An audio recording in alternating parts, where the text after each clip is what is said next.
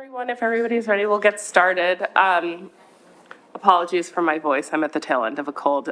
Welcome to the Curriculum Committee of the Board. Today is October 4th. I think the first thing on our agenda is we're going to go over a little recap of our summer programming from this past summer with Dr. McGloin. Thank you. Yes, I'm going to give us an update on our summer programming, which it was really successful.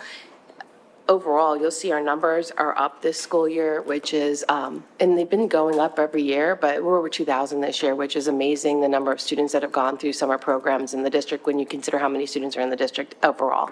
Some of them have more than one program that they attended, but we still had a really high percentage of our students participate. This year, we moved to a Monday through Thursday offering, so we always have run it Monday through Friday.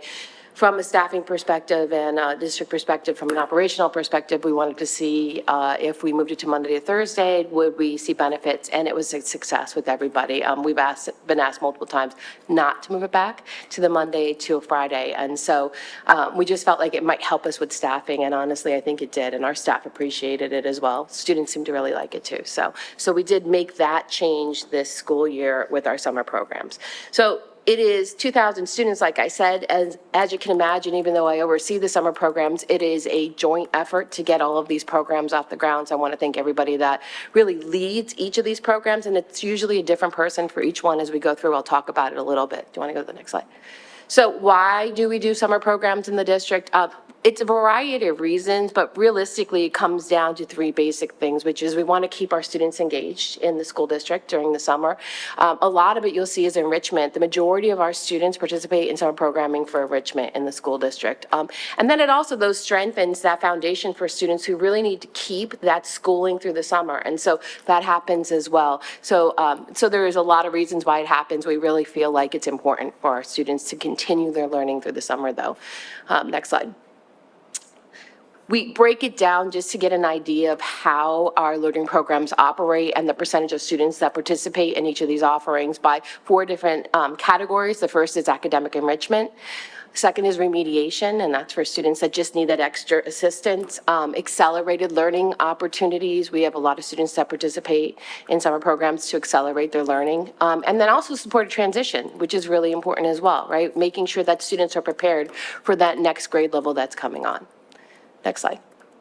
So as I said, we had over 2,000 students this year participate in our summer programs. That is inclusive of our extended school year program, ESY. So it is a large number, as you could tell. Our numbers are up in many of our pockets. They're down in a couple as well, which I'll talk about, but overall, we really had a strong year from a participation standpoint. And we'll go through each of these individually. Next slide.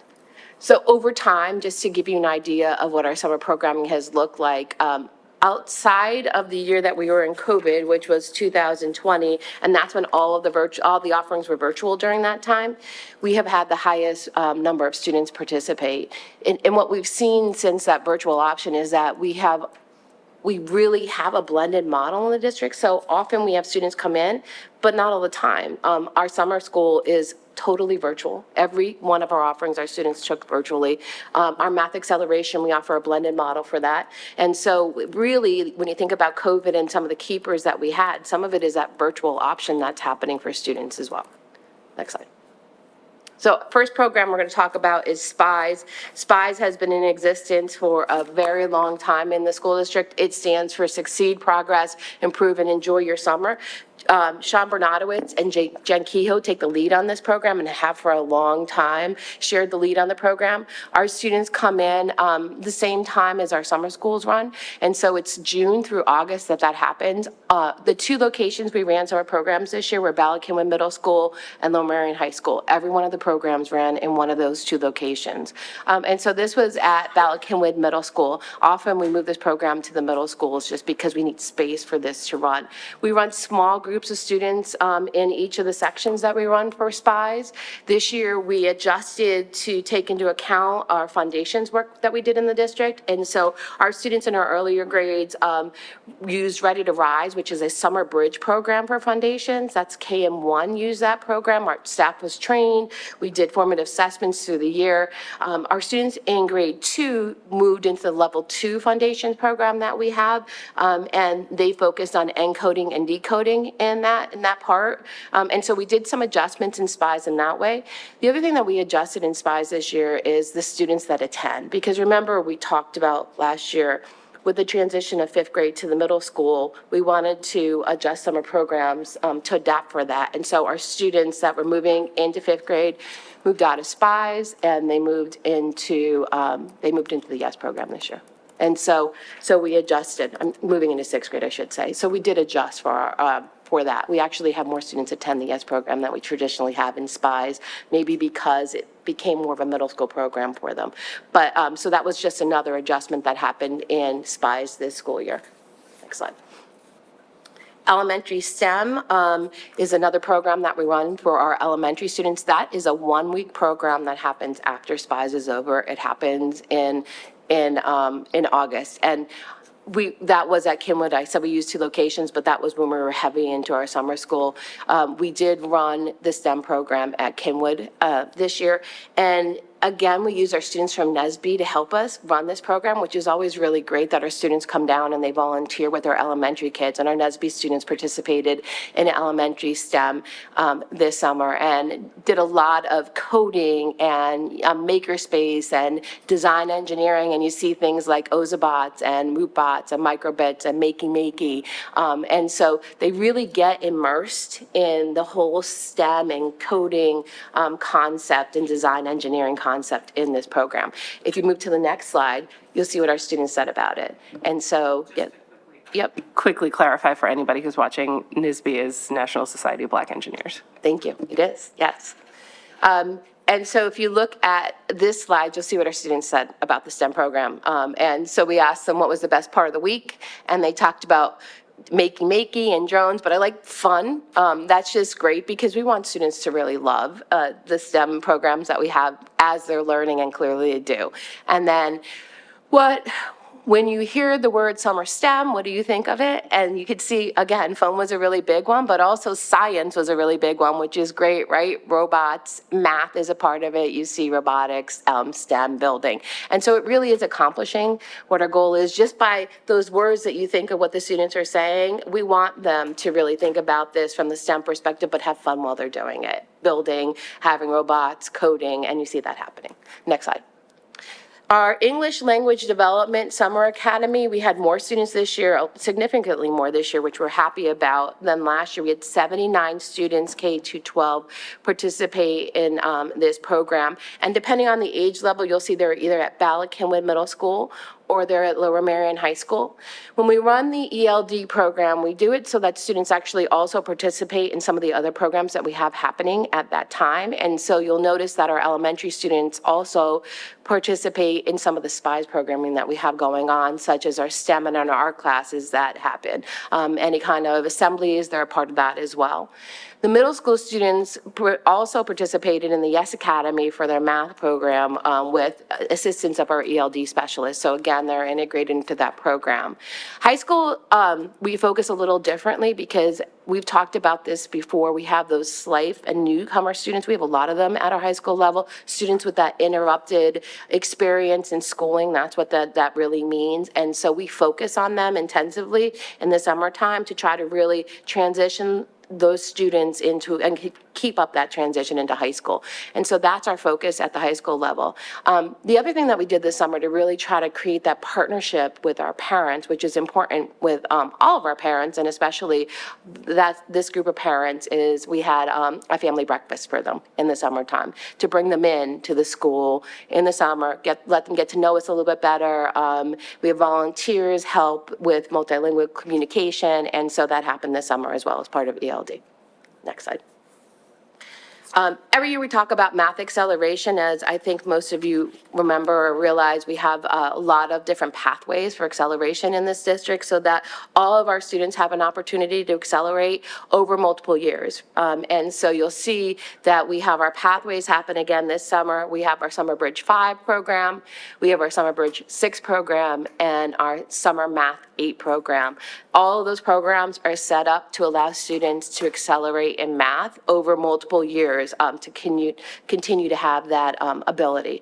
And so this is just the diagram that we use to show all the options that happen to bridge our students forward in math. Next slide. Our Math Bridge program for rising fifth to sixth graders, we had 203 students participate in this program. It's a program that we offer in three different options. Either online students can participate, they could participate in person, or they could do both online and then come in one day a week and get support from a teacher. So really, they could do it they could participate three different ways. Of the 203 students, 121 students qualify for the summer mandatory program, so they have to come to be able to bridge. The rest of the students, it's optional, but a lot of people choose to do that just to shore up skills, because what we do is we teach the content that's required for Math 6 when you're skipping that grade level. And so a lot of students choose to participate even though they don't have to. It's a high number, clearly, of students that participate in fifth grade. That's where we see our largest number of students. Next slide. Math 6 to 7, 8, we had 64 students qualify for the mandatory, this is mandatory in this grade, the mandatory summer bridge program. Again, this program is run in all three different methods, so it could be online, it could be in person, or they could do a blended online and in-person option. Runs June 19th through August 18th, and at that point, we look to see how many kids qualify and are successful to move into that next course, because it's not a given that just because you participate, you're going to move into the next level. Next slide. Math Summer 8 for rising eighth graders to integrated Math 1, 31 students. This is actually a lower number than before, but we believe that's because we see more students qualifying in the early grades, so they've already accelerated. You would assume that in your highest grade that you're offering that pathway, if you're doing it correctly, the least number of students are going to participate. So we had 31 students participate in this option, and this is a virtual option for us. And we have support for it, though, by one of our own staff members that does support the virtual option that we have for this program. And this is run through LMBA, through our summer school program. Next slide. Just to give you an idea of by groupings, so we had 121 students qualify for the mandatory bridge program. Of those students, 112 completed. When we think of the kids that didn't complete, 5 of them dropped out of the program, but 4 of them moved. And so realistically, we had a couple kids not actually be successful, but it was because either they moved, which happens, or they dropped out of the program. And then we had 135, remember, that were optional by invitation only. Next slide. Overall, when we look at our math acceleration courses, you'll see the number of removal students, the number of students that successfully completed, our percentage of successful completion. Remember, I said that just because you participate, it doesn't mean that you successfully complete. So even if you participate, we still need to know that you're ready to be able to advance. It's not an automatic that you do advance. And so 89% completed the course in advance from Math Bridge to Math 6. Math Bridge to Math 7, 8, we had 94%, and 8 to integrated math is 97%. And then we also just disaggregate just to get an idea of how many students are participating, are white or students of color, and you can see the BIPOC students on that end slide. So we had 47% of the Math Bridge, and that's inclusive of all of our students that would be considered students of color, 38% to 7, 8, and 39% to the integrated one. Next slide.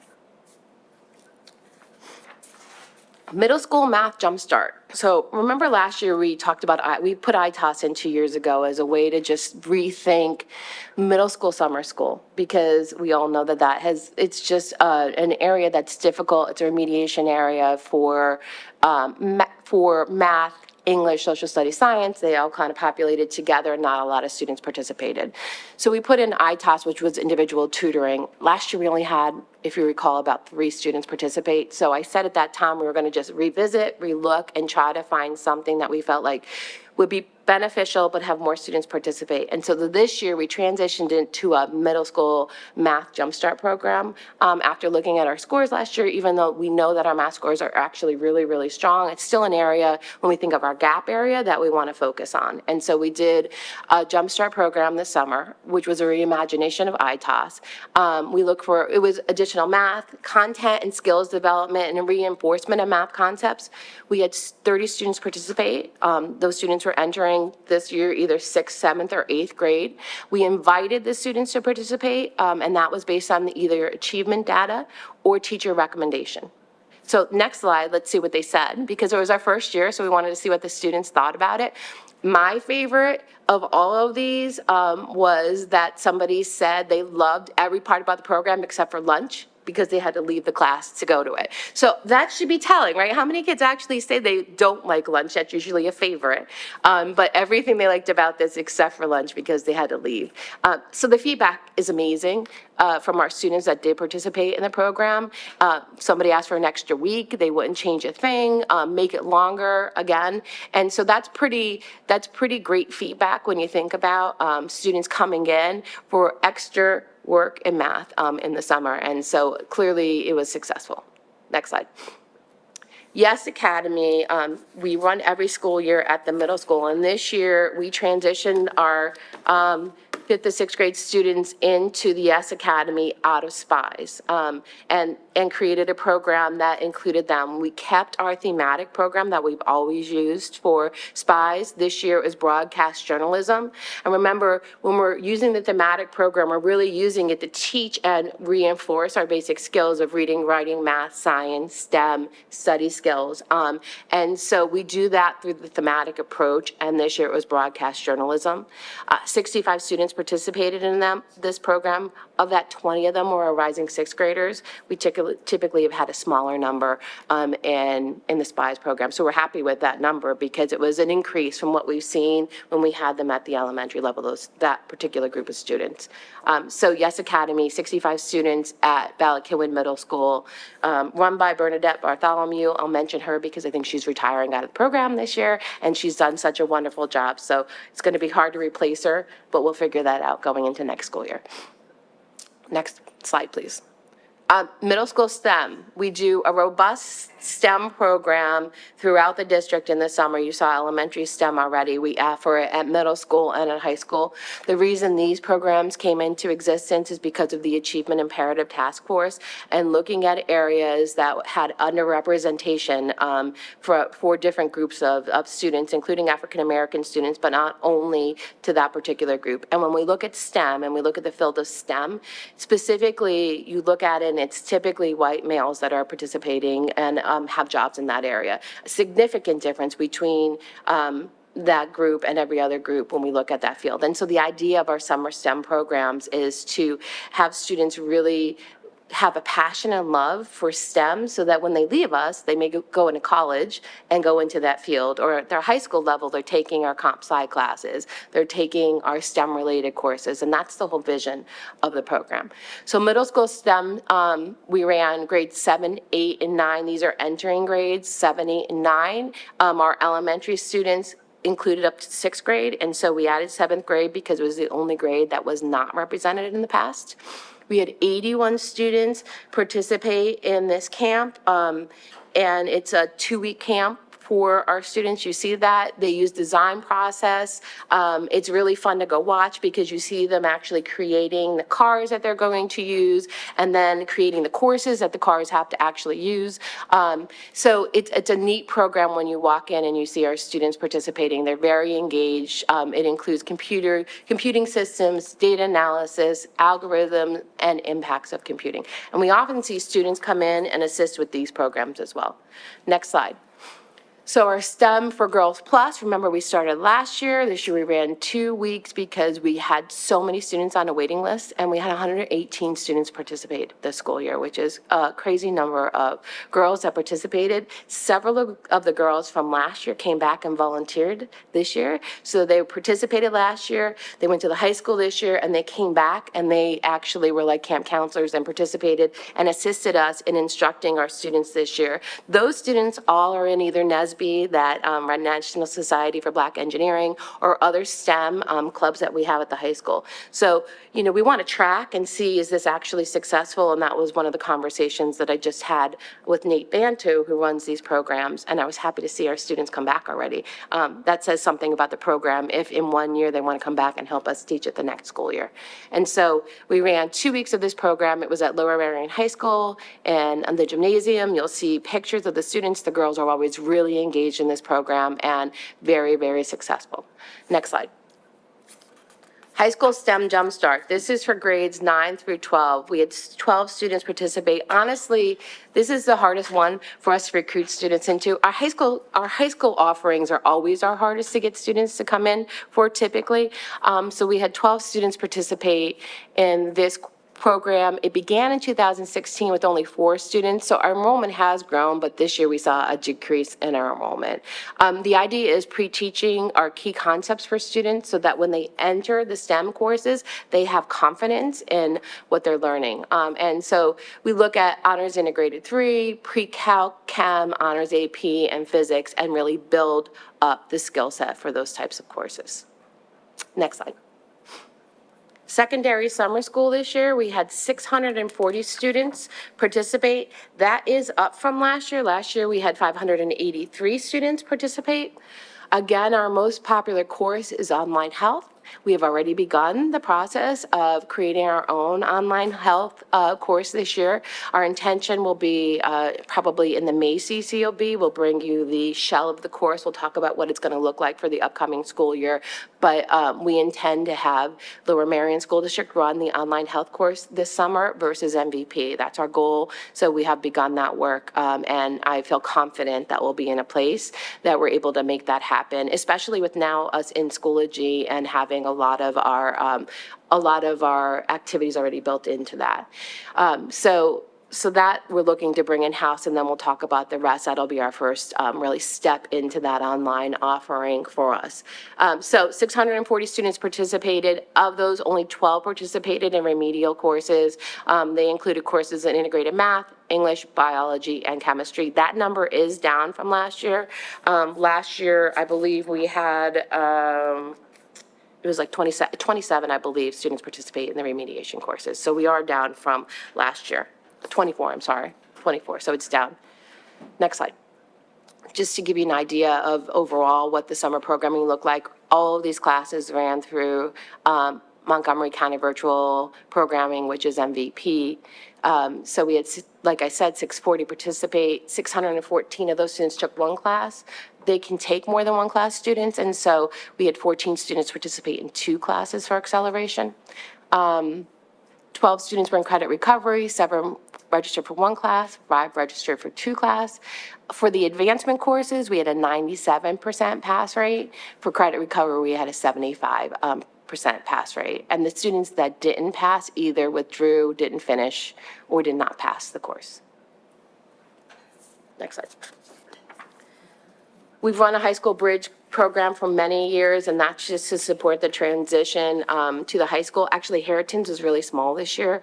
Dr. Grazioso Hibbs she did a really great job trying to really recruit, but she, I think, only had 3 or 4 students. What we do is we look for how to transition our students in. We work with them on social emotional lens, academic lens. They're only there for a few days, but it's really to get them prepared for the high school. Lower Merion's was happening during new teacher orientation this year, so we saw all the students walking around the building and really participating with Karen DeFranco, who runs the program there. The idea really is to create an atmosphere where they see themselves as a part of the high school. I think we do a nice job really trying to transition our students from middle school to high school now, and we have a lot of things that happen, and that's my feeling for why maybe these numbers were lower this year, but it'll be something that I investigate as the school year continues, and we'll talk about, do we want to continue this? Do we want to revamp it? What will happen next year? Because our numbers were low for this one. Next slide. Smart literacy, these numbers actually are down as well for us. We had 36 students invited, and typically we see 20-ish students participate. This year we had 11 students participate. The idea of our smart literacy program is to help our students coming into 9th grade develop their critical independent thinking, reasoning, comprehension skills, be able to navigate some of those harder courses that we know they're going to take in ninth grade, such as global studies and biology.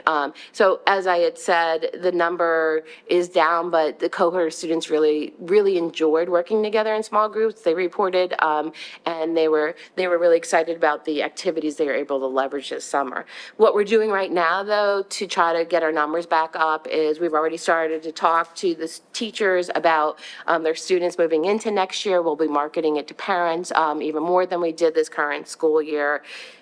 We were talking to eighth grade English teachers as well about the program, so they keep it on their radar during the year to think about which students should be invited, and we'll really reach out to those students even heavier this year to try to get our numbers back up. It's not something we want to let go. We just want to get it back to where it was before. Next slide. Right in, 25 students participated. It's actually capped at 25 students, and so that's why every single year you see 25 students. We traditionally have a wait list for this program, not huge, but we still have students that want to participate, but we do cap the program at 25. And so our students participating in this program, it's all about writing, right? The different experiences and voices and point of view and the style of writing. And the idea for this program also is to help us get a cadre of students that will then become tutors for our writing center. And so it's a popular course for us, a very focused course, and like I said, it's capped for that reason. Next slide. So overall, as I said in the beginning, we run programs in buckets: academic enrichment, remediation, accelerated learning opportunities, support for transition. Hopefully you notice on each slide, you probably saw a banner that you had each of these above it. When we look at it percentage-wise, the majority of our students continue to participate in summer programming for accelerated learning opportunities. This year it's 46%, last year it was 47%. It's a steady number of students from a percentage perspective that participate in our accelerated learning activities. And remediation is typically our lowest bucket. And so this year it was 2%. I believe it was 4% last year.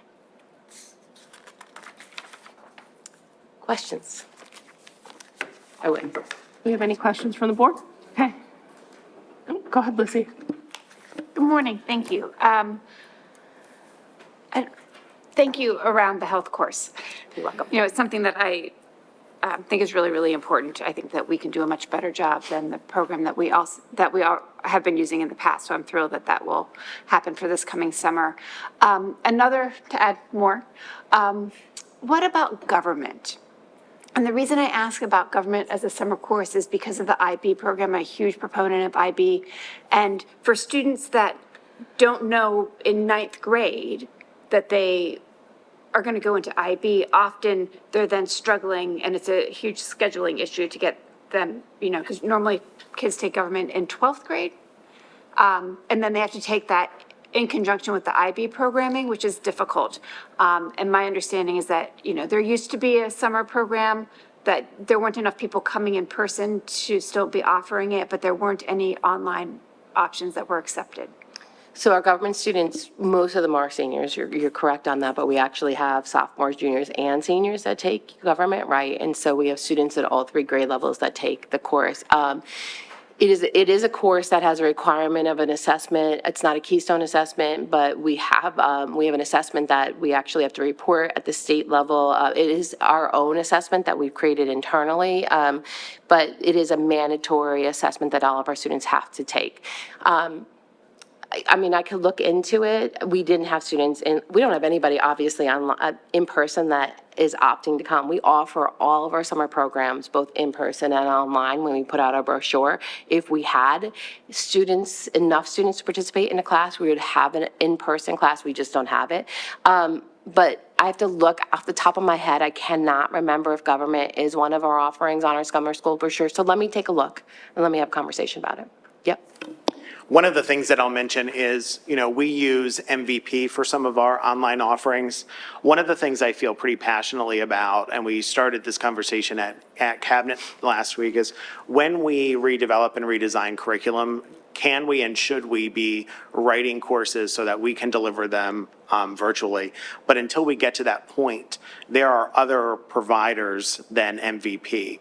So one of the things, we reached out to Founders Academy through Eduseer to look at setting up a potential partnership to look at the breadth and scope of their programs.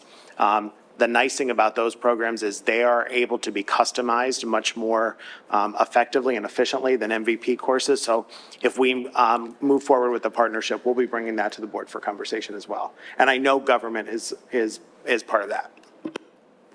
Terrific, great. Because if a student knows in advance that they want to do IB, they often take government in 10th grade. But if they don't know far enough in advance that they want to do it, or sort of a late comer to choosing to do IB, then it becomes a scheduling issue. And I've worked with some families in the past at their request, and there wasn't an opportunity for an online version, even provided through other universities or schools. So looking into that, I think, would be a great thing. My other question was around the 9th grade program, the high school bridge. I was wondering if the fact that it was during preseason might have made an impact, if students were doing preseason. We traditionally run it. It's traditionally run that same exact time, but it's something to consider for sure. So, I mean, if it's definitely something to consider. I definitely want to take a hard look at it this year and then make a decision, and maybe moving the date may assist it. So I think that's a great suggestion, and we'll take a look at that. Yep. I always encourage 9th graders to do a sport that first fall, because it's such a great way to get sort of integrated and to learn your community. So it would be nice to have something that maybe didn't balance that out. Yeah, for sure. Thank you. Thank you. Mm-hmm. Melanie, you want to go? Actually, your mention about looking at new programs fits right into what part of my questions, some of my questions I have, because I'm not really too impressed with that, the MVP that they use for kids that also are not neurotypical too. It's hard for a lot of them. But I was wondering, when it's the hybrid learning, what is it? Are you using MVP for that? And then is it asynchronous learning, and then they have an opt-in for? So it's only MVP for the students going in 8th grade. Outside of that, it's our own created, but it is asynchronous.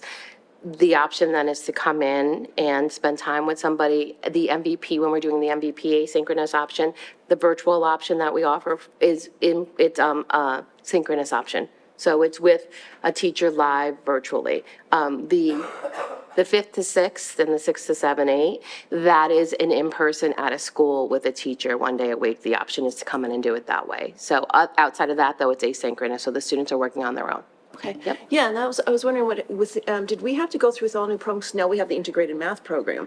And what I remember is that it used to have everything was like geometry, pre-calc, and now everything's integrated here. Does it align to our current program now? So the integrated math program is our acceleration program. When the programs that I'm talking, well, so the answer for the MVP program does align with our integrated math program. The other, when we're talking about moving to Math 6 and Math 7, 8, that's not actually the integrated program. That's a Math 6 class or a Math 7, 8 class. So a little different. It depends on what program that you're moving into, right? So integrated math 1 and 2 take us to that Algebra 1 Keystone exam, and then we have integrated 3 as well. Okay, thanks. Mm-hmm. David, did you have any questions? Okay, I have a couple. So first is just a clarifying, with the mandatory math programs, it's only mandatory if the student wishes to accelerate, right? If they just want to go to their current grade level, they don't have to come to summer school? Yes, it's only mandatory if they wish to accelerate. And it's not mandatory if you looked at that 5 to 6, so 121 were mandatory. We had a lot of students that were optional, Right. so they would have accelerated, but they still wanted to participate in the program. Right. Yep. Okay.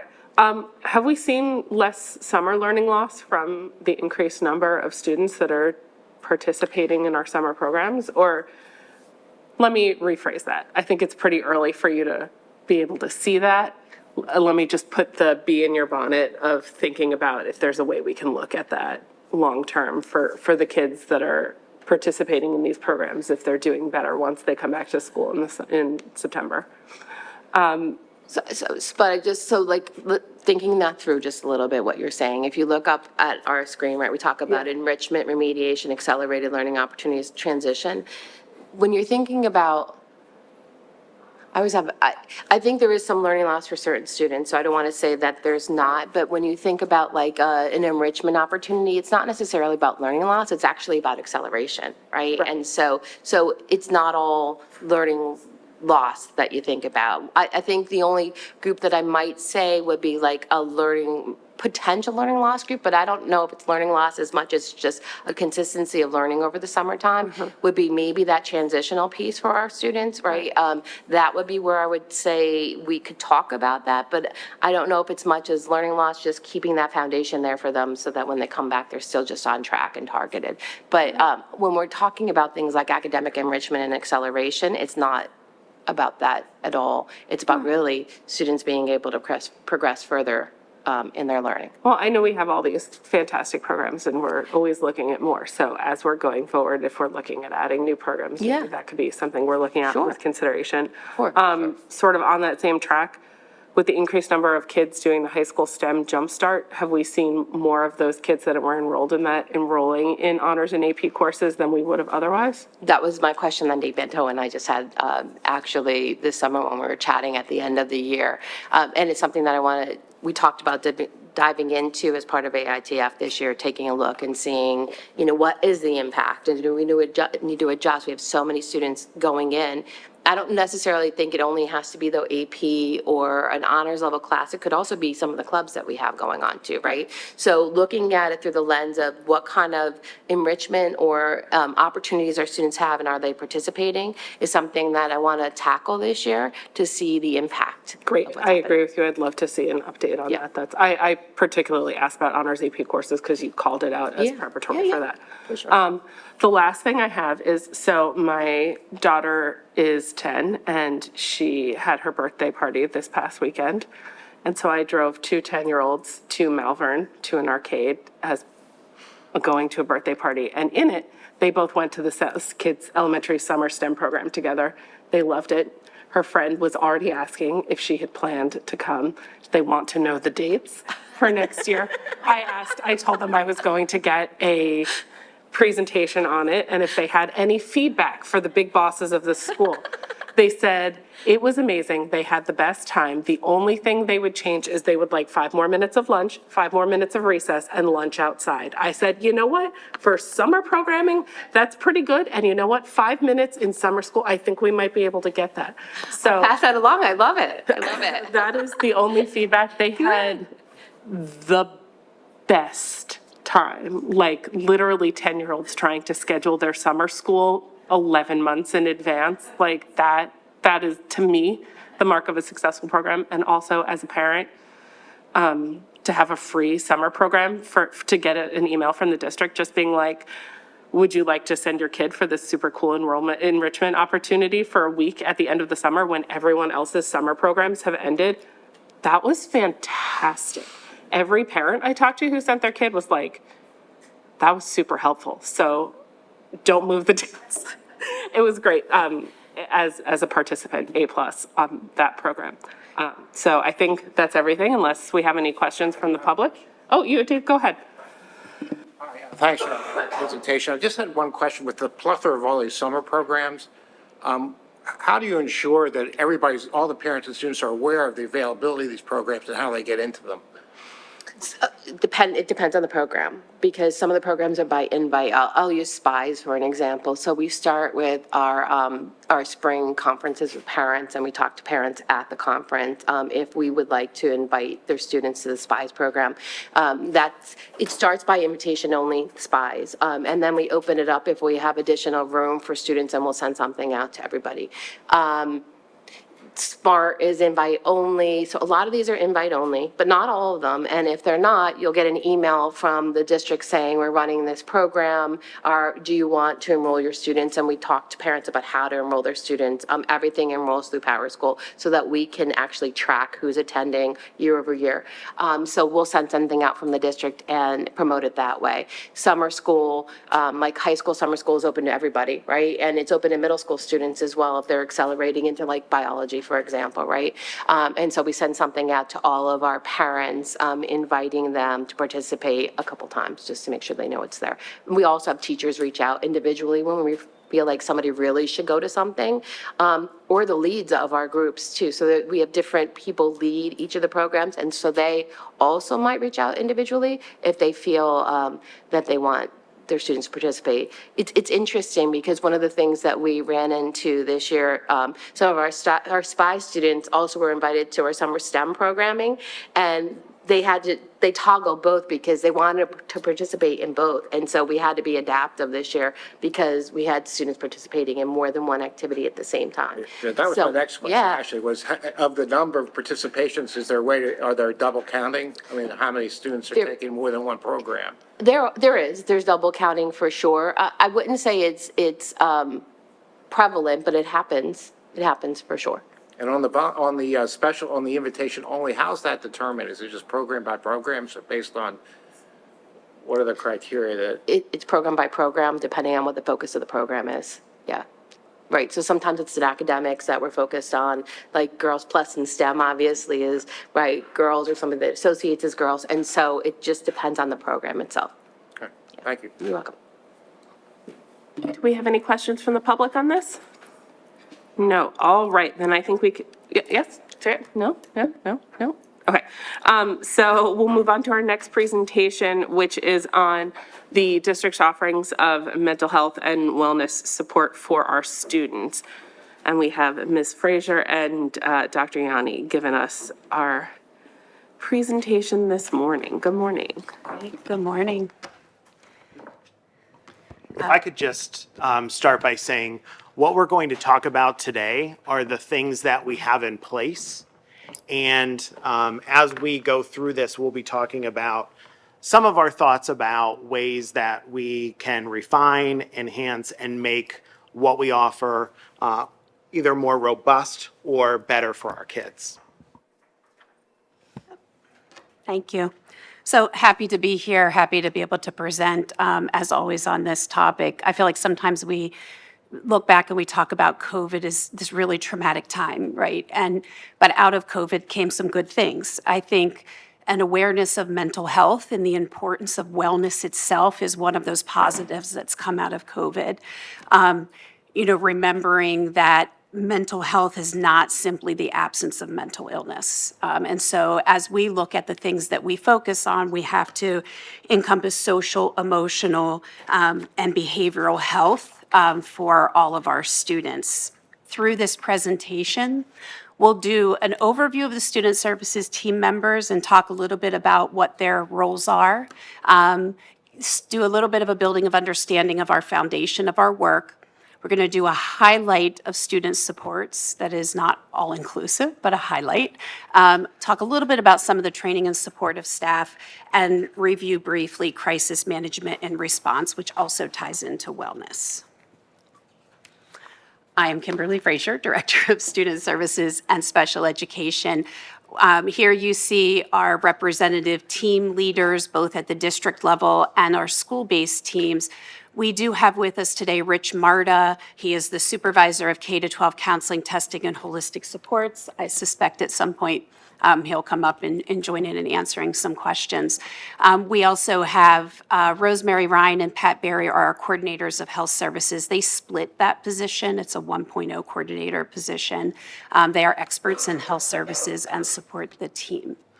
When we look at our school-based team leaders, we have social workers, psychologists, counselors, wellness counselors, and school nurses, and this makes up our school-based student services team.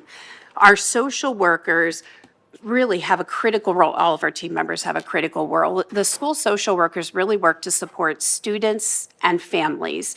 and really look at ways that we can connect students and families with resources, with community resources, any available programs or support that they might need outside of the school setting. Our social workers help connect families with those.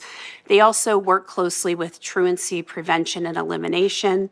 If students are struggling with attendance, they support with developing school attendance improvement plans and guide the team and the families through that process. They also support our mental health and social emotional support, working directly with some students. They are part of our risk and threat assessment teams. And they really, again, work closely with our school psychologists and our school counselors. Our school psychologists, we have a full-time school psychologist in each of our schools. They are all doctoral level clinicians who have a wealth of experience.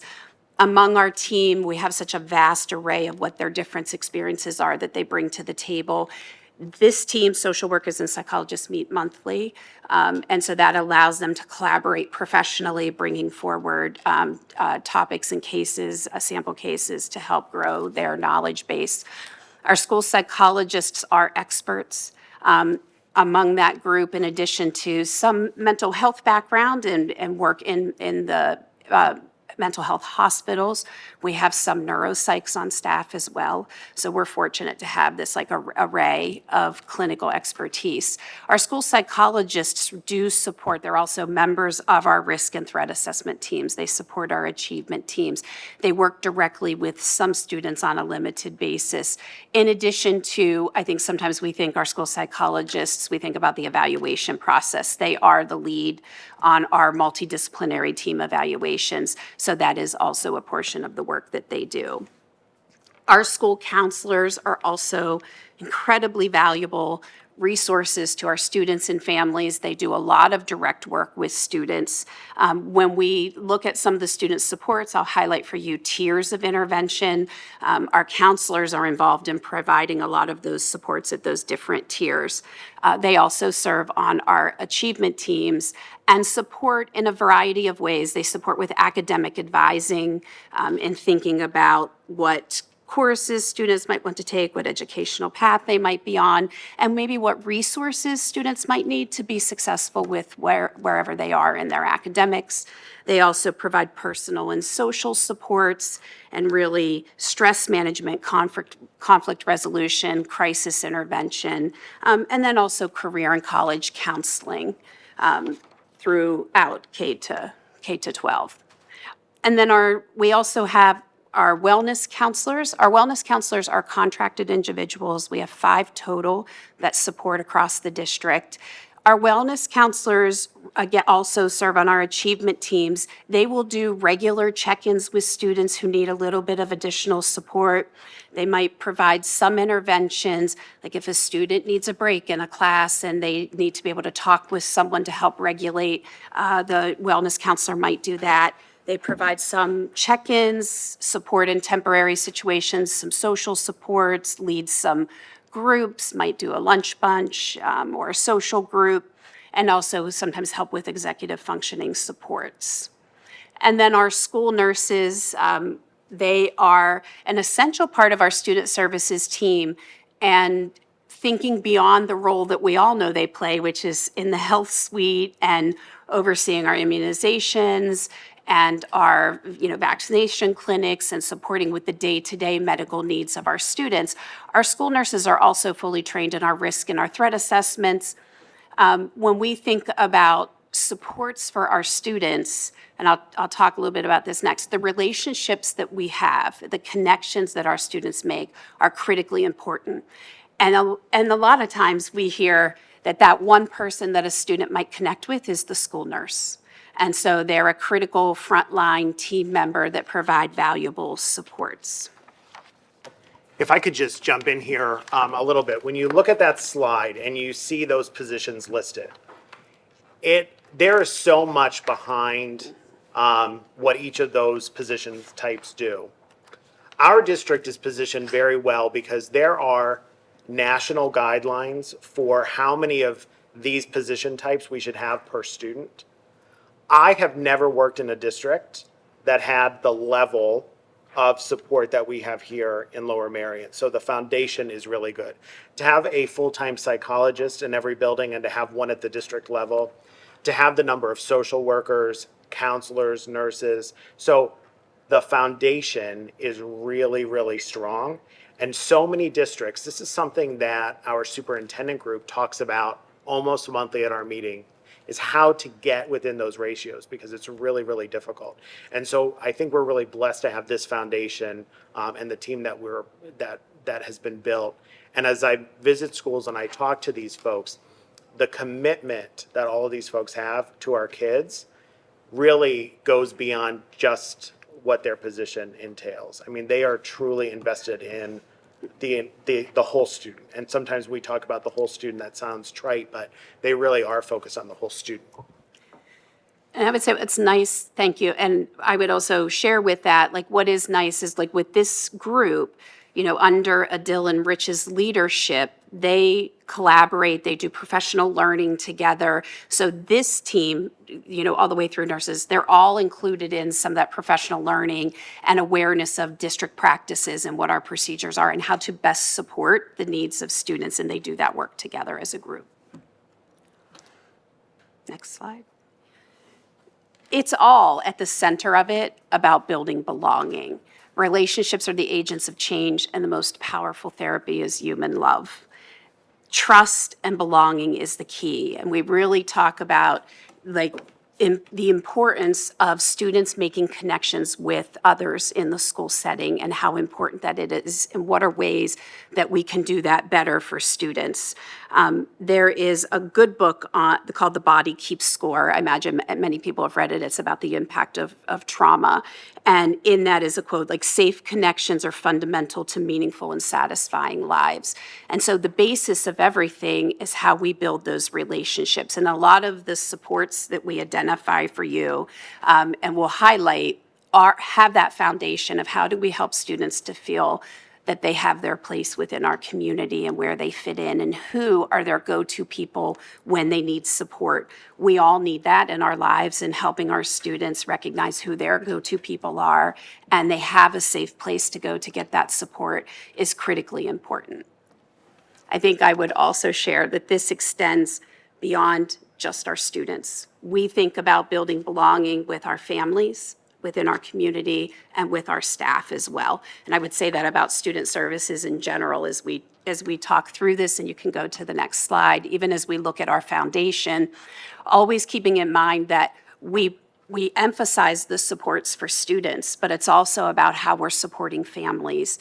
We know that families are incredibly important, and this work that we do together is incredibly important. So emphasizing the support that we provide to our families, and also for the wellness of our staff, and our staff being prepared to support students, but also being well themselves to be the best individuals they can be for our students every day. You see here the foundation, again, the focus on relationship building and social emotional learning.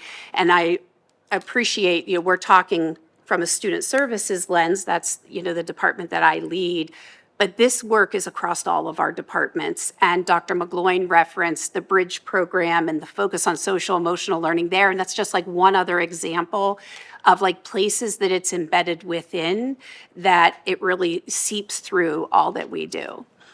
Certainly focusing on evidence-based practices and systems so that we ensure the best supports are in place for our students. Making sure that we think about what's the professional learning that our staff need to be able to best support students, but also what support do our staff need for their wellness? How do we engage families in this work? And a great example is our strong partnership over the years with ISC and the parent and guardian training series that we've offered to families, the different sessions to help parents understand what's going on in the district, but also ways to help to support their children. Ensuring consistency and integrated efforts, so it's making sure that all team members across departments are aware of what our procedures are, what our supports are that are in place, how do you help a student access a support that's in place, being consistent in how we approach those supports. And again, that integration is really important throughout the rest of the presentation. You also hear the importance of that with our community. We can't do this work alone. When we talk about wellness, it isn't just what happens during the school day. It's about what families are doing at home. It's about what our community is doing to support our families and students. And so really thinking beyond the walls of Lower Merion School District, because we really cannot do this work well alone. We need family and community support. Through this, you'll see there the multi-tiered systems of support, which our colleagues from the Curriculum and Instruction Department speak quite frequently about publicly. The same applies with social emotional learning, thinking about the different tiers. So just briefly, like tier 1 is what do all students receive? Some examples of that we'll highlight as we move forward. And then tier 2 is like some students need additional supports or might need a temporary support. And then your tier 3 are your intensive supports. Who students might need some more intensive supports. An example of that are special education students who might need more intensive instruction and support would fall into that tier 3. And I was negligent at the beginning to mention that as we look at the student services team member, a critical part of our team is our special education team and the supports that they provide, which also includes from a wellness perspective. So you've heard MTSS before, and so many districts focus on MTSS from an academic standpoint. But if you don't focus from both an academic and a social, emotional, and behavioral perspective, you're missing a big piece of the learning that needs to happen with kids. You'll hear me say over the years that I'm here that you can't intervene your way out of a tier 1 problem. And so on the academic side of things, when you hear that we've brought in foundations, for example, to help with structured literacy, that is to fill a need that the system saw, that the district saw, that kids were not getting the phonological instruction that they needed. Tier 1 social emotional support is also very important. And there, as we talk today, there are things that we can tighten up, because if we don't have that really strong tier 1, then we're intervening on weaker tiers below. So as Ms. Frazier talks through some of the things you'll hear about what's happening at tier 1, and then maybe some of the things that we're going to be tightening up or making more clear or coherent moving forward. Next slide. So we'll just spend a little time talking about some examples of student support so you can get a sense of some of the things that are happening in our schools. And again, this list is not inclusive. It's not even close to being inclusive, but it's really a way to do a highlight of some of the ways that we support our students. Responsive classroom morning meetings, habits of mind, restorative practices are good examples. These are like your tier 1 interventions, your second step school families. That whole first column actually is a lot of tier 1 interventions, things that we're providing to students. Responsive classroom is student-centered, focuses on social and emotional learning with evidence-based practices designed to create safe environments and spaces. Part of that are morning meetings where our K-4 students are connecting with their classmates, connecting with their teachers. Again, a great way for that like sense of belonging and how do we help students feel comfortable in the school setting.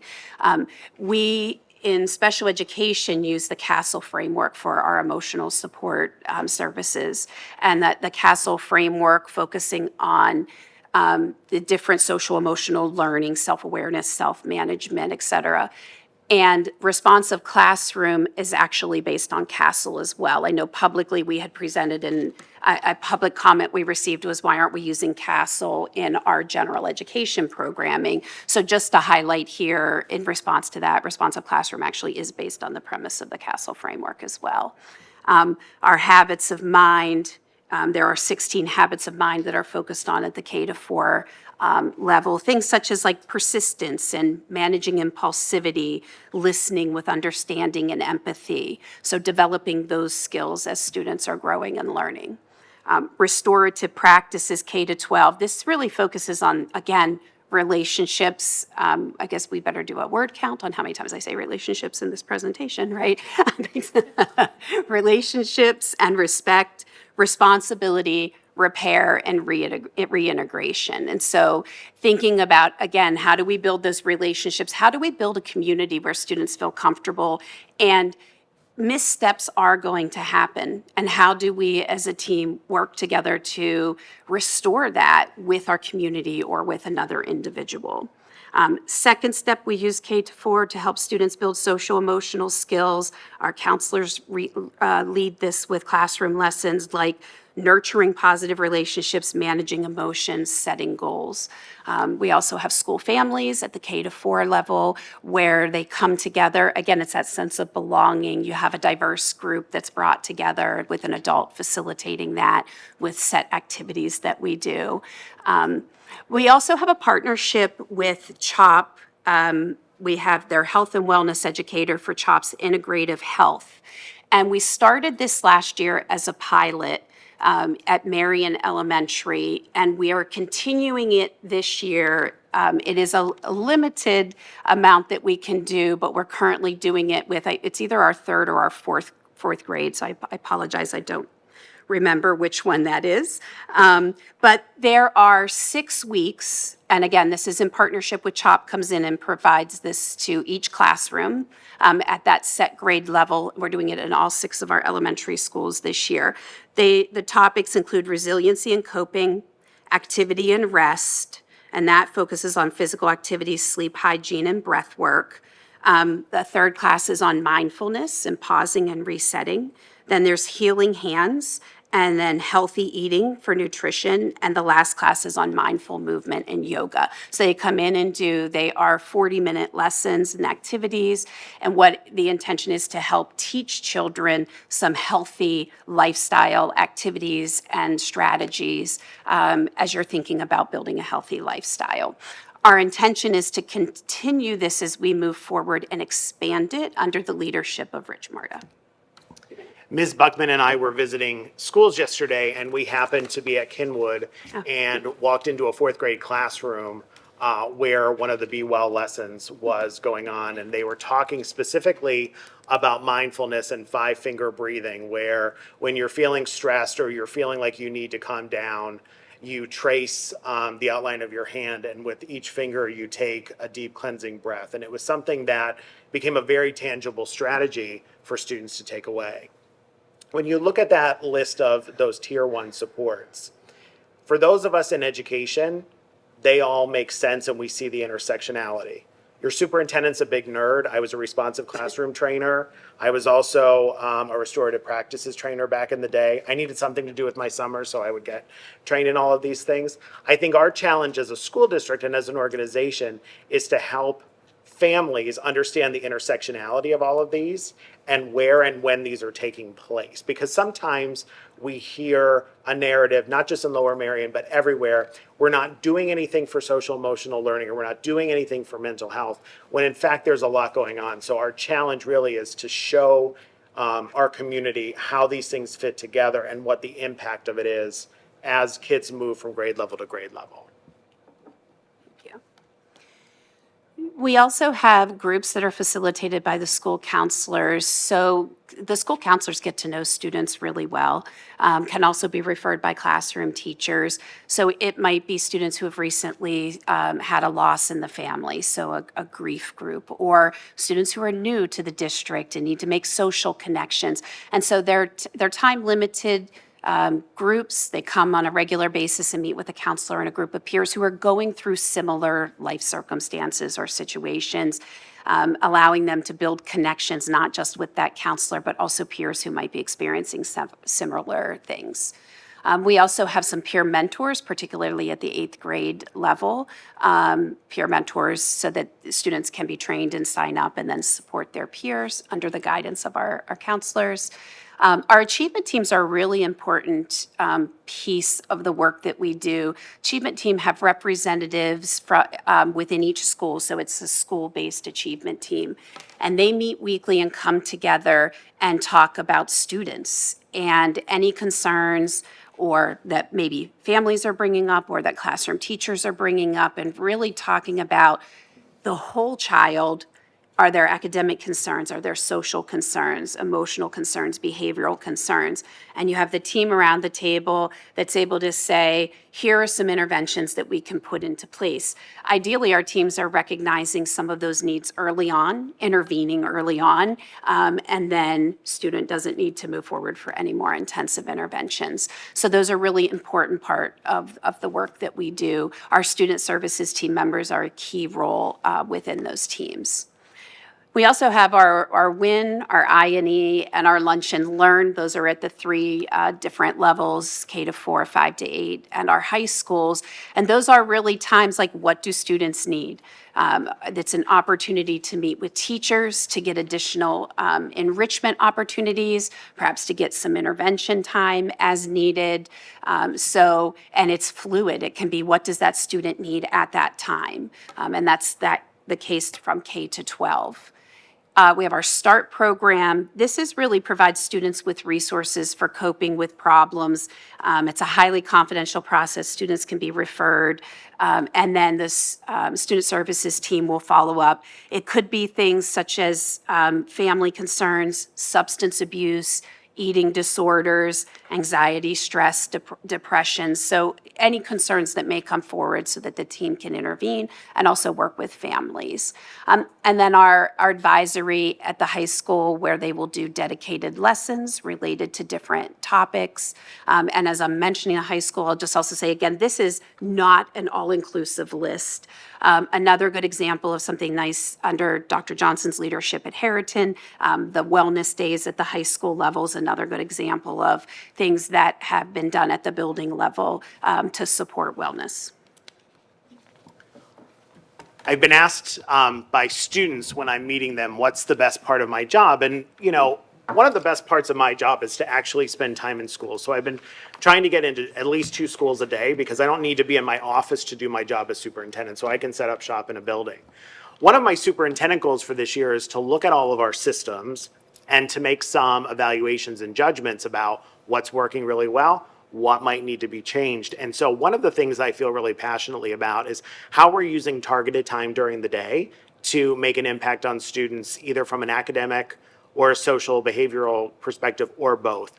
So one of the times that I'm particularly interested in, and have spent some time in schools already this year, is around WIN and I&E, and also Lunch and Learn at both of our high schools.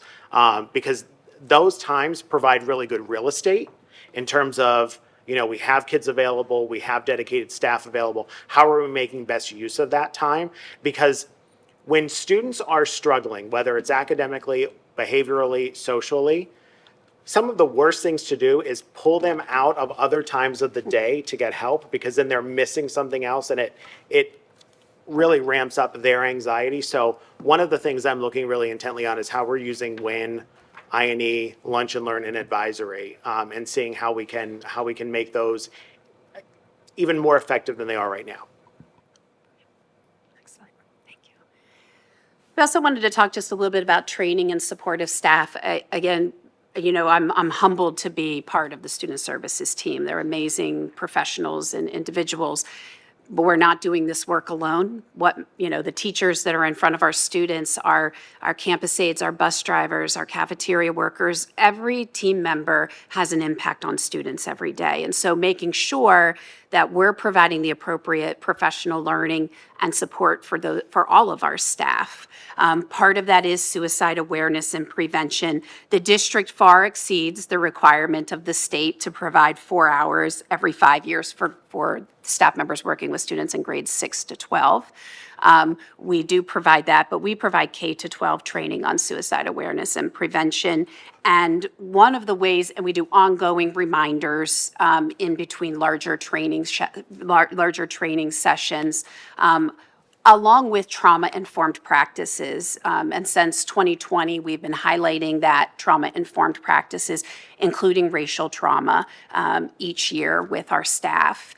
One of the ways that our student services leadership, Adil, Rich, and myself, collaborated and put together, we do an annual supporting student and staff wellness guide. This guide is about 15 pages long, and it really is a go-to resource for our staff, places where you can see when do you seek additional support, what are those indicators we've talked about for suicidal ideation, what are some indicators of school violence, what do you do, what are some, remember not to do's. What are the 6 core principles of trauma-informed care, the 3 R's. There's a little bit about racial trauma and responding to microaggressions and bias. And within there are links to all of the resources for staff so they can see what resources we have available for them for social emotional learning. Links to all of the previous, in the past 3 to 4 years, professional learning sessions that we've done have been recorded so staff can go and review those if they'd like to do additional learning on their own. And then also what staff resources do we have? So this is, this year was reviewed by principals during the back to school timeframe with staff. And it's available to all staff, again, like as an ongoing resource. It was a way that we could kind of consolidate some of those important things that we talk about that staff can easily put their finger on. I had the opportunity to join the Wellness Committee yesterday, and I'm just now realizing that I walked into the Wellness Committee with the diet soda in my hand, which probably may have sent the wrong message. But one of the things that we talked about, I'm glad people like my jokes. Every once in a while, some levity is needed. One of the things that we talked about yesterday in the Wellness Committee, Ms. Schaefer, who's our assistant to the superintendent for district administration, she loves a good policy. But one of the things I like about her love for policy, she also has a real passion for making sure that the policy becomes operational, right? So that we take the words on the paper and actually turn it into action. And so there was really good conversations yesterday, some push and pull and some healthy debate about some of the areas that we're going to focus on as a wellness committee this year. So with mental health sort of being the skeleton or, sort of in the background of every decision we're making, things about a focus on social media, belonging, nutrition, making sure that we not only create but sustain conditions in our district for good mental well-being and mental health, because that really is the best universal tier 1 that we can give. So I'm really excited to see how that work unfolds and then these two things merge together. And then just as a reminder, we've done some pretty comprehensive presentations in recent years on the PREPARE model, but the PREPARE School Crisis Prevention and Intervention model is the foundation of what we do for crisis preparedness. The acronym is up there so you can see. Over or under responding in a crisis, they're both equally traumatizing and we have to try to avoid to do both of those, either over or under respond, so that we don't cause additional harm. So an importance of having PREPARE, it really is the only comprehensive nationally available training curriculum that not just nationally evidence-based training, but it also was developed by educators. And so that's a critical part of the people that are in the work, doing work with students in the school setting, under the guidance developed by the National Association of School Psychologists. So again, it gives us those evidence-based resources so that we can be prepared in crisis. It's a pretty extensive training. It does align with ongoing mental health and safety experts. It aligns with multi-tiered systems of supports, and it aligns with our other crisis response supports, which are with our risk assessments, the CSTAG, which for the threat assessments that we do. So it really comprehensively enhances school safety and crisis management, prevention, and response. We have invested, the district has thankfully invested in us having our own PREPARE trainers.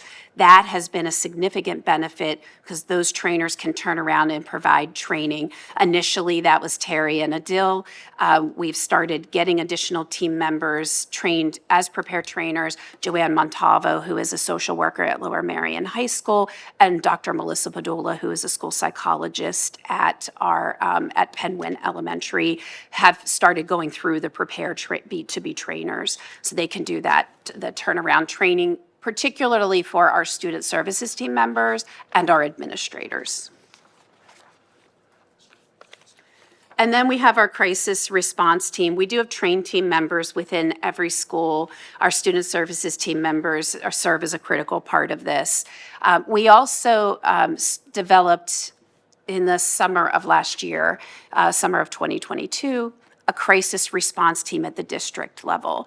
What this allows us to do is provide additional support if a situation warrants it. So if something is happening in one of our schools and we need additional supports, we have a trained team that knows they're part of that district response team that can be called on, and we can bring those team members in to support.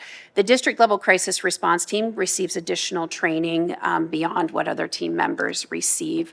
We developed that, again, under the leadership of Dr. Naray and Rich Marta, just really in response to needing to be ready for any crisis that arises so that we can adequately support our schools. It really is, again, specialized training in responding to atypical events and in meeting the needs of students and staff when we're faced with those. Again, there's the prepare training that's part of that. Also, our risk assessments. Our risk assessment procedures are based on the work of Dr. Terry Erbacher, and then CSTAG, which is our training and our procedures for threat assessments. And then, as I had mentioned early on, like, our partnership is so important. We can't do this work alone. And our partnership with Lower Merion Township has been invaluable, including the Lower Merion Police Department and Narberth Police Departments. We've started with Amy Buckman's great leadership, Keep Kids Safe. It's a series of informational videos that we've collaborated with the township in recognition of the fact that safety of our community's children is a shared responsibility. So the intention is to do monthly short video and provide links to relevant resources. This is really grew out of and is extension of in the spring of last year, right towards the end of the year, probably in June, there was a community session that we partnered with Lower Merion Township to provide to families. And so this is like our continued work together. So I'm excited to see where we can continue to grow in this partnership. The first, I can't believe I'm sharing this. The first Keep Kids Safe video is posted on the district website. It is led by me. I explained the comprehensive school threat assessment guidelines and to help families understand what process we go through when we do a threat assessment. So certainly feel free to check that out. So very exciting. But we appreciate that partnership and look forward to our continued partnership within the community. Thank you.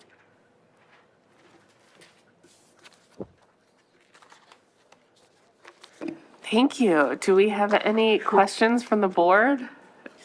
Okay, Lucy went first last time. Mel, why don't you go first this time?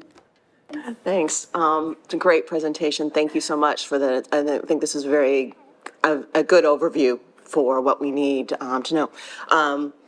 So let me get my thoughts together. I mean, like, shout out to the teachers when I'm looking at slide 9 and 10 and all the things that they have to keep track of and, slide 8.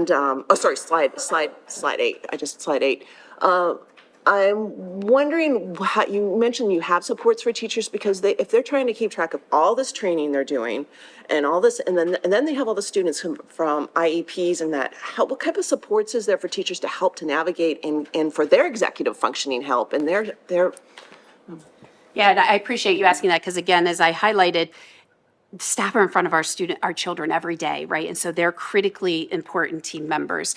Thinking about like the professional learning opportunities that we offer, but then some of those professional learning, it doesn't just occur on those days where your children are home with you and we're in professional learning sessions or before school starts. The sessions, building faculty meetings that our principals do, PLC work that is happening within our schools. Those are opportunities where principals are reviewing some things. I know principals will have student services team members do quick reminders on things. And so it's what do we do throughout the year, some of those ways that we're reminding staff. And then our school counselors are so critical in that involvement of getting into the classrooms, providing lessons, working with teams, working with teachers on knowing what's available, how do we help support students. Again, remembering we're very fortunate with the amount of student services with support we have, and those team members are helping staff just like they're helping students. Thanks. Yeah, and I can see the teachers needing supports as well. Just to, it's a hard time nationwide. You just keep reports that absenteeism and anxiety and depression are so up in all the students, and it's a nationwide, and I'm sure we're seeing the same results. But I mean, that's what I've been hearing, that absenteeism is still a big problem for other districts. Are we seeing similar trends here? We are. I mean, absenteeism is a problem. And I would say that for students and staff. We are seeing it trend more positively. I don't have those numbers here with me. I will go back to our school social workers and our achievement teams monitor attendance. And so they're really looking at students that we see that are missing school, and what interventions do we need to put into place. Sometimes it's a known reason why a student might be, sometimes it's a pattern that we need to provide additional supports. So the achievement teams are reviewing that attendance data, reviewing what might be happening with those students. Again, the school social workers play a critical role then in connecting with families. What support do you need? What resources can I connect you with? Trying to see how we can help outside of school, because sometimes that's what's interfering with school attendance. And also, if a student has truancy as a problem, then they're doing truancy elimination plans and working, which are interventions that are put into place, monitored for their effectiveness. Teams come back and review that, change what the interventions might be, or increase the interventions as needed. So it's a really deliberate approach in terms of intervene, collect the data, intervene again if you need to, and continue to monitor it through the achievement teams. Okay, that makes sense. And that was another, I was wondering, how do the achievements teams work at the high school level? Because I know at the middle school and that the kids are more grouped together, but high school, it's everywhere. How do you make those divisions to assign achievement teams? So you have at the high school level, you have your core achievement team, which are representatives of departments as student services, your administration, and any teachers can bring forward students of concern. They can invite teachers into like part of an achievement team meeting, because obviously all teachers can't attend those. They also have their PLC, their team meetings where they're meeting and discussing students. And so if a concern comes from that it can come forward to the formal achievement team as well. My last question is, I'm wondering how it all works, because like you've got the wellness counselors, because my lens has been through having a child with an IEP. So they always have, and a shout out to the ISL teachers who are amazing support for many of the students, and built the connection, their safe space. I'm wondering for the children that don't have IEPs or 504s, this is where the wellness counselors come in more in that role, or? They can. It depends on what support a student needs. So our wellness counselors, we have one full-time wellness counselor at each of the high schools. And then we have 3 that support our elementary schools, so they're half-time in each school. It's based on the other resources that we have in each school. They work closely with the school counselors. And so as you're talking like those general education interventions, it might be a school counselor that does that. It might be a wellness counselor, depending on what the needs are of the student and the intensity of that. Our wellness counselors do a lot of great, like, getting information out to students, particularly at our high schools. Here are resources for you. Here are pulling groups together, doing sessions that way. Students may meet with them individually if they need to for a short period of time. And again, it's all monitored under that umbrella of the achievement team, because what's also important is that students aren't just randomly getting these supports without the team looking closely at that, so that we can continue to assess if that intervention is working. And if it's not, the team then saying, okay, we need to intervene at a more significant level at this point. Thank you. And just a couple more comments. I know the MCIU has a big aware grant for, a part of that aspect is every student receives a wellness screening from a mental health perspective. And they're looking for more schools to join. So I don't know that if we are it or if we are considering it. I would We are love it. considering, yes, I'm in communication with the IU about that. So yeah, Project Aware. Oh, that's what you're. great to hear. And also, a lot of things have changed since the pandemic, and I know we have policies that are very good for the special ed side of things. I am totally on board for us to look if there's more things that need to move out of special ed to the general ed students to help support them from a policy perspective. So that's, I just want to make one point. You said, the level of anxiety kids are feeling. I read an article right at the end of the summer that said high school students today are feeling the same level of anxiety that students in law school felt in the 1950s and 60s. And so, when you think of the level of anxiety, we're all feeling a level of anxiety, and our challenge as the adults in the system is to help regulate ourselves so that we can be the best for our kids. And so, as we think about some of the things we're doing for staff, making sure that everyone is trained in restorative practices, for example, making sure that people have good access to resources like our staff has access to counselors and wellness counselors to help students.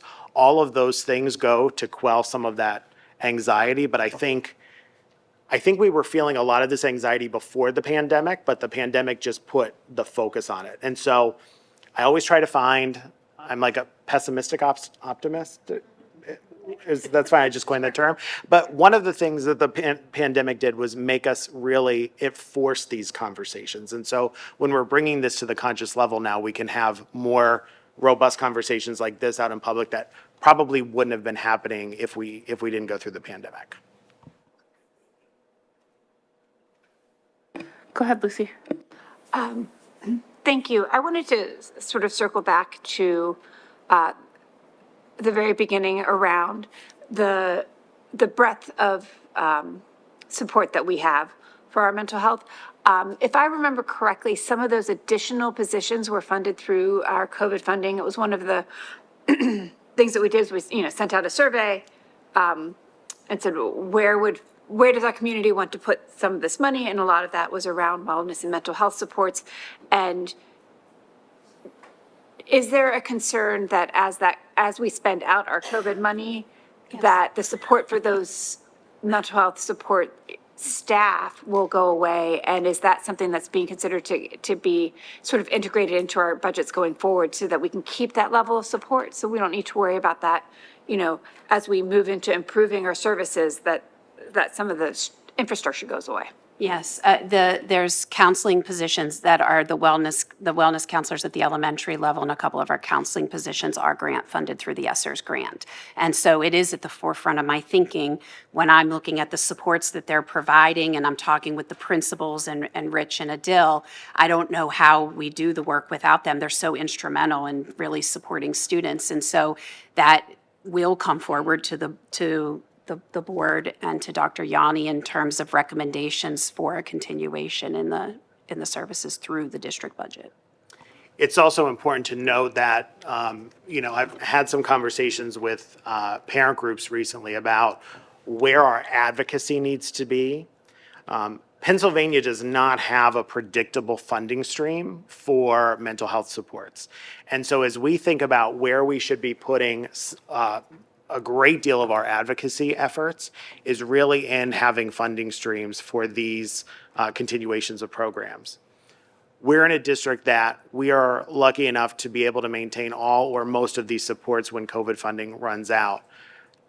Our state is very economically diverse, and there is a steep cliff coming for most districts in our state where a lot of these services are going to be lost. And so one of our superintendent group's main legislative advocacy priorities this year is around predictable funding streams for mental health and not a reallocation from somewhere else because our state, because we don't have a predictable funding formula, a lot of times they just rearrange how you give the money. This is not a need that's new and it's not a need that's going away. And so we have to have that funding stream to make sure that we continue to have the best services for our kids. I'm going to follow up with a tangential comment. I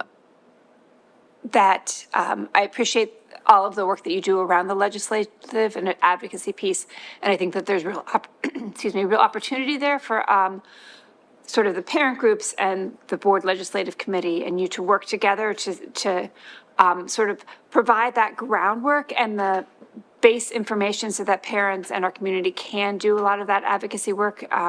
So I'll just put that out there. Did you have anything? No? Okay.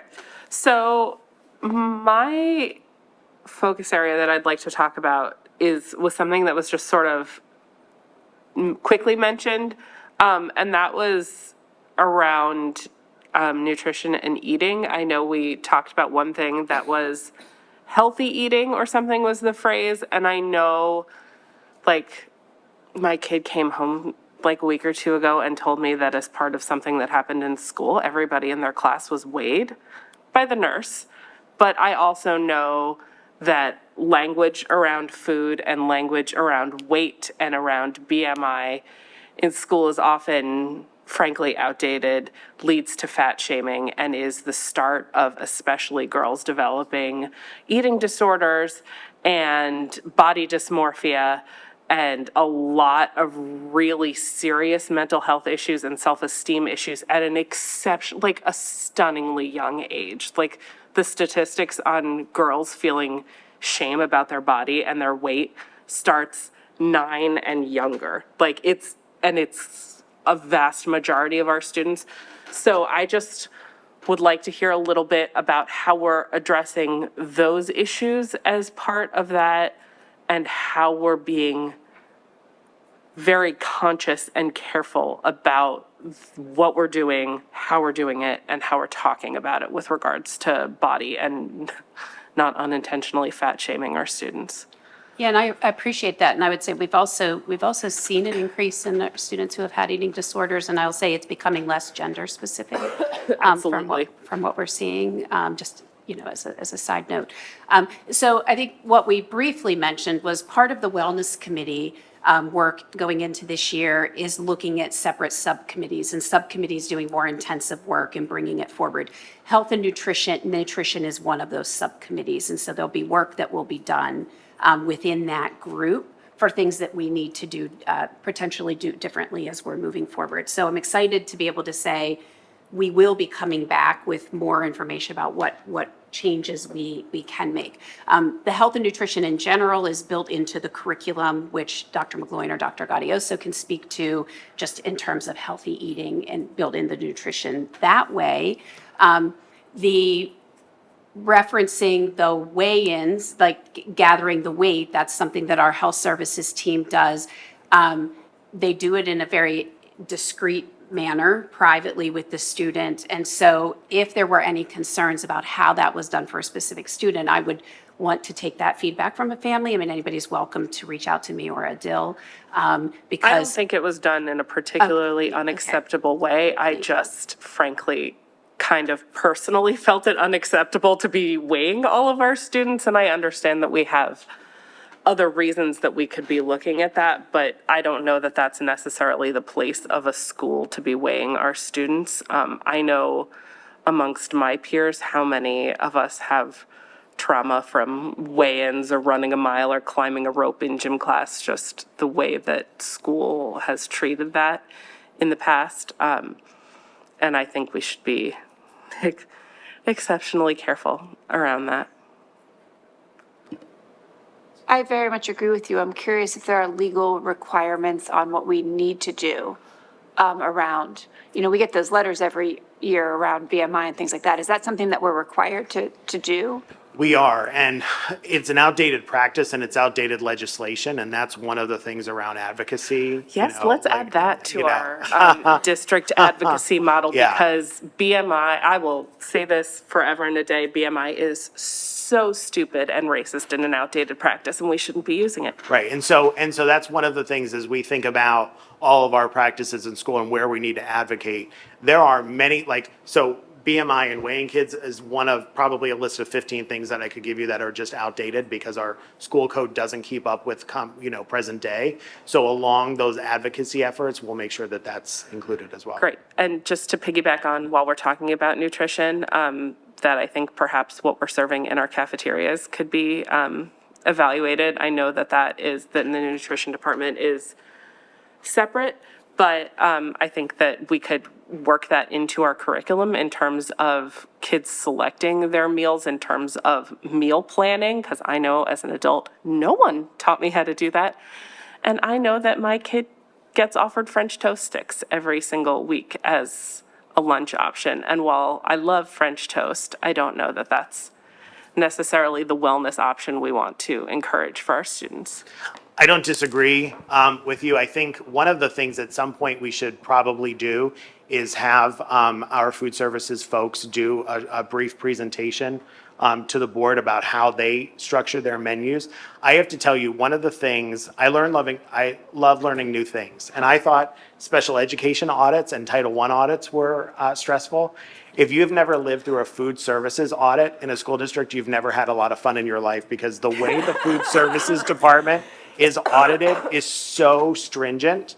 And I think, having been through that now twice, I think it would really be of everyone's benefit for everyone to understand, make that process very transparent about how they have to plan menus, because it is very, very strict. There's a calorie count and a fat count and a carbohydrate count that they have to balance every day, every week, every month. And it is an intensive process. I think that's really interesting, and frankly, I think that would be a really great area to bring our students in, because if you want to find something that every student in a school has capital O opinions about, it is what we are serving in the cafeteria. And like I would challenge you to find a single student in our district that couldn't form some sort of opinion about food at meal times here. So I think understanding that perspective from them, from everybody, that's a real opportunity to include student voice on this topic that very much affects them and how they feel about their schools. Okay, you good? Everybody good? Okay, do we have any comments? Come on up, Jill.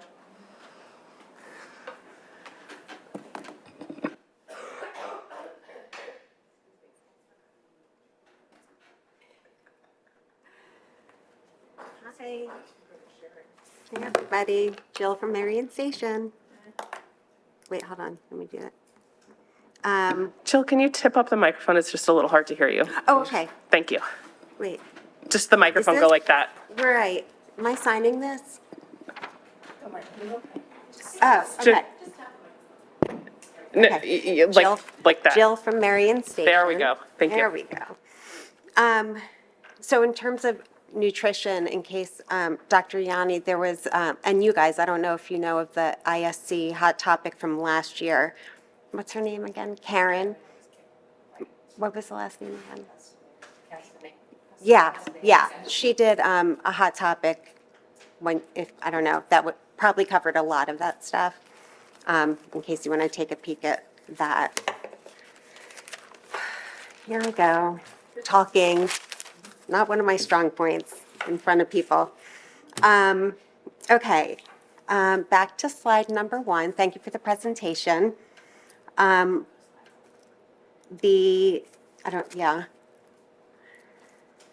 terms of the team, I recently learned that we have behavior analysts. Is that correct? So do you want me to just answer as the questions come? Okay. So we have 5 board-certified behavior analysts that support the work of the special education department. Those are specifically for evaluations, functional behavior assessments, and direct support of students who are already identified. That's separate than general education.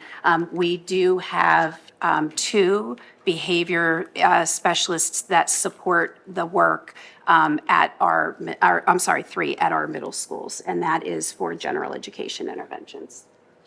Oh, okay. So 2 of them are strictly special education and 3, no, and 3? 5 are board-certified behavior analysts that support the work of special education. That's one Okay. group. And then we have behavior specialists who may not have the same certification level as the ones who support special education, but they're certified, that support general education students. And that's at our 5 to 8 schools. At your middle schools, you said?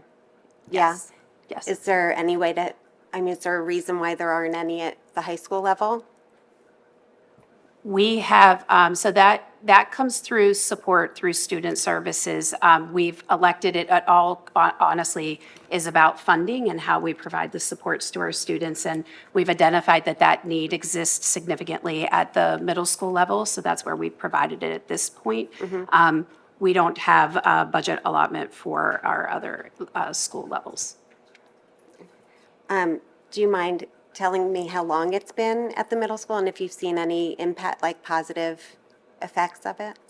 So it has changed over the years in terms of the amount. So, and I don't have that data in front of me or memorized at hand because it's changed over the years. There are other supports. I think what I would caution against is thinking that only behavioral supports only come through these 2 individual groups of support types. Okay. We have our school culture coordinators. We have the work that we do at the high school level with our restorative practices and the work that's done among those teams. And so I would caution to think that that's the only place that one type of support comes from. Yeah, that's a good point. And then in terms of the school culture coordinators, I'm glad you brought that up. I know they're only at the middle school level also, except for, I think when I asked this before, I think the response was that the assistant principals at the high school level serve in that capacity, or that's on their, Yeah, we have more, that is true. We have more support from an administrative level at the high schools. And so in the middle schools, we have the school culture coordinators, which have been in place for a while. And in the high schools, the assistant principals and guide. I mean, what Ms. Frazier said is true because there's multiple layers to it. It's not just one person that would support anything. I think that's a great role. I mean, is there any consideration of having that type of a role at the high school level? I don't know what the, I think it's less about being a specific role and what capacity that we need to Yeah. build in people, right? Because I think when we focus solely on positions, saying we need a school culture climate coordinator, when a person leaves or budget scenarios change, then we feel like we lose support. And so really what we're doing as a team this year is saying, what is it that we need and how do we build capacity? So for example, this year, we now have an elementary assistant principal at every elementary building, and they're serving in some of these capacities, right? So as we redevelop and reimagine our leadership team, some of this capacity building will happen across multiple positions. I mean, it would just be nice to know what the assistant principals are actually doing for school culture and climate. I don't think any parents are aware that that's even part of their role, which is actually why for the first all-school, like general HSA meeting at Lower Merion, I requested that they join that meeting because I've never even met any of them. I really don't know what they do, except for I've heard they sit in on IEP meetings. Besides that, it's pretty unclear what they actually do, and I'm sure they do it a lot. I just don't know what that is. I'm not saying they just sit at their desk all day, but I just really don't know. Yeah, and all assistant principals and principals play a huge role in school culture and climate.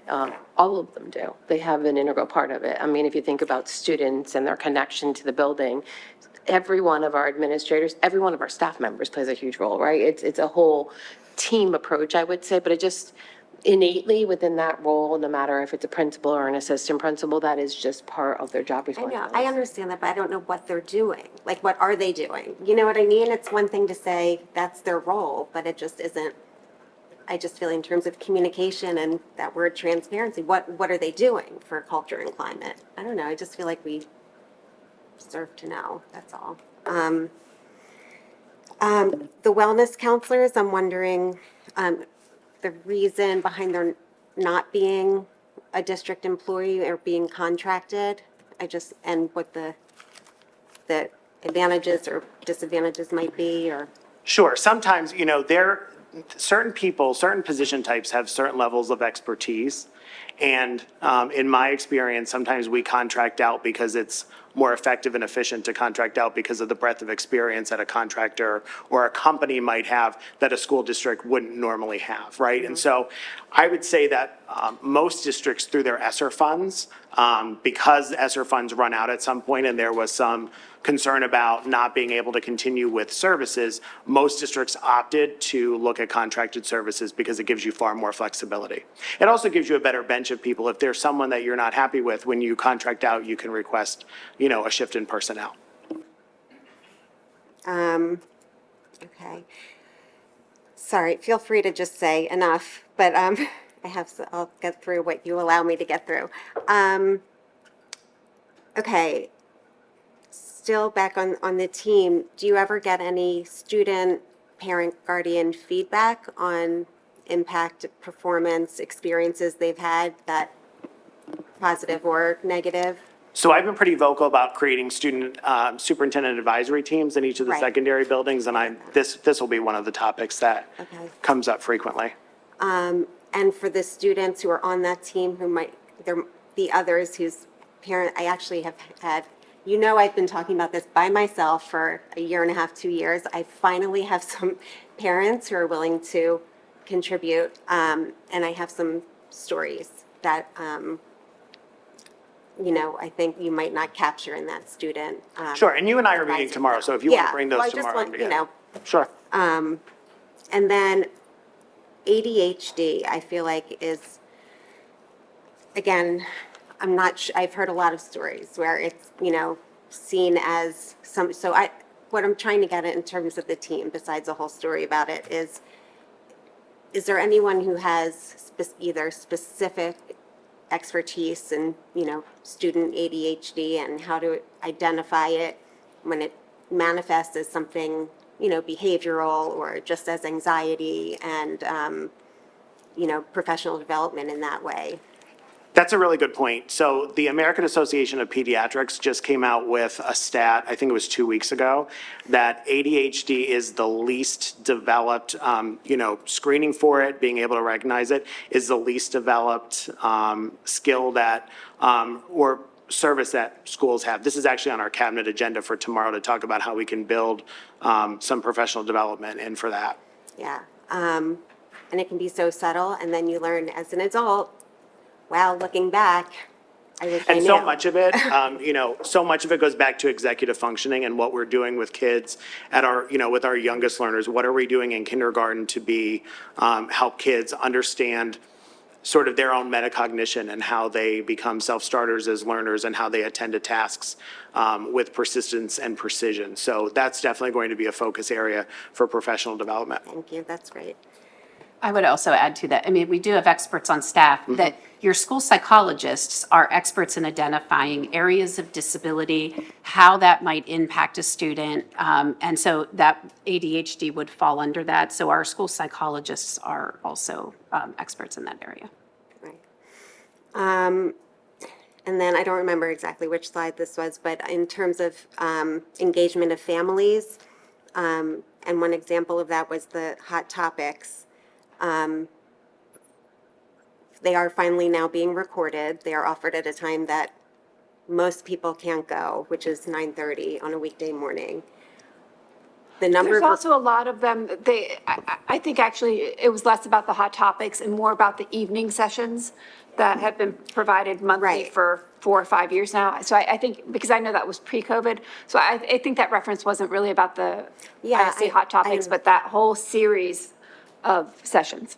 right, and those are less like district-specific compared to the hot topics. You know what I mean? Those are, Right, but they're also very much, Right. many of them are around Right. mental health and well-being. yes. are there other ways to engage families other than through those ISC presentations? So one of the things I talked about, and I know you're an advocate for this, so mental health advocacy. One of the things that I'd like to do is some training with parents this year, parents, guardians, caregivers, around how to really advocate beyond the district for some mental health. So since you have such a keen interest in this, that's something that I'll be asking you to. I think beyond the district is great, but also in the district is needed as well. Advocacy within the district. Right, Yes, right. of course. Yeah, Yeah. of course. That goes without saying. Okay. Now I'll just pick and choose just for the sake of time. So sorry. Peer mentors in eighth grade is amazing. Any consideration of high school? They exist at the high school level. I had children at both Harriton and LM that were peer mentors. Okay, we can talk later, but how is that happening? How to I get wasn't that was a school-based thing that I wasn't involved with. I just know they were peer mentors.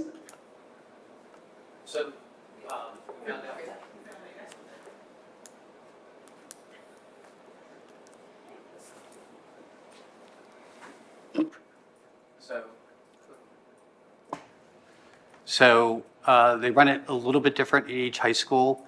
Harriton assigns student leaders to each freshman advisory, and they meet at ninth grade orientation, which is before school starts, and they continue through.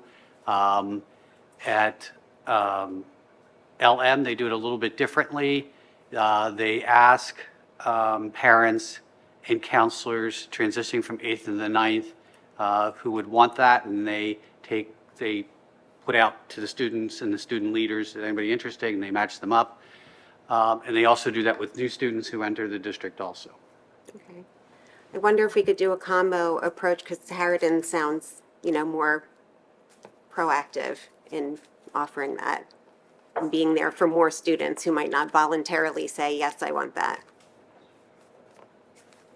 Well, we can ask the schools, but I'm a true believer that the building administrators and the leaders in the school kind of know the climate of the school and need Well, that. ours is pretty new, our principal. So, and we have a seasoned one at Harriton. He was also principal at Harriton for almost 8 years. Yeah, I understand that. I feel like it's a different role. Okay. Restorative practices hear a lot about in terms of the term and the training, but not much about where, when, how it's happening. And if it's happening in that proactive aspect of the community circles, and the other end of it in terms of, bringing the perpetrator and the victim target together, I know is not always an ideal situation. So I'm just, again, hearing more about how, where, when restorative practices is actually happening.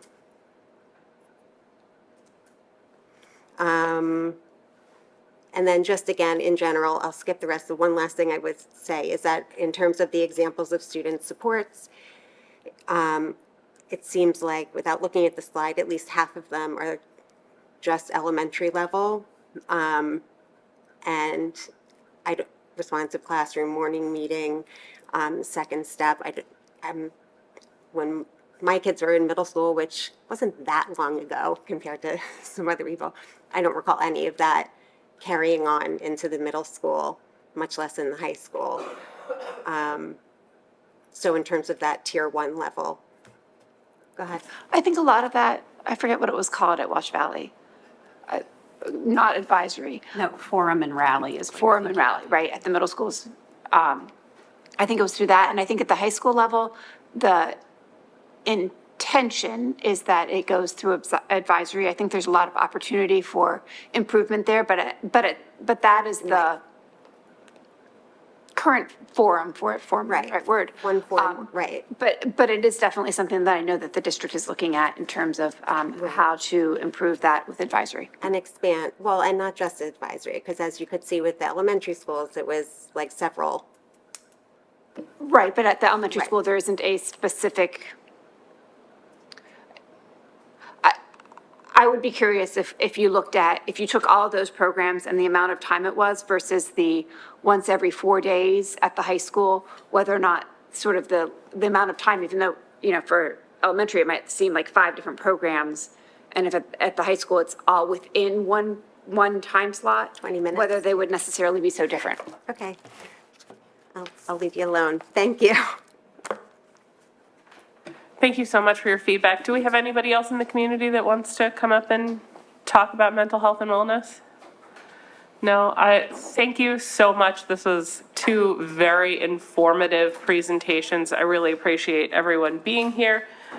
We are going to be back here for the curriculum committee of the board for November on the first day of November, Wednesday, November 1st, 8:30 a.m. in this room. Have a great day, everyone.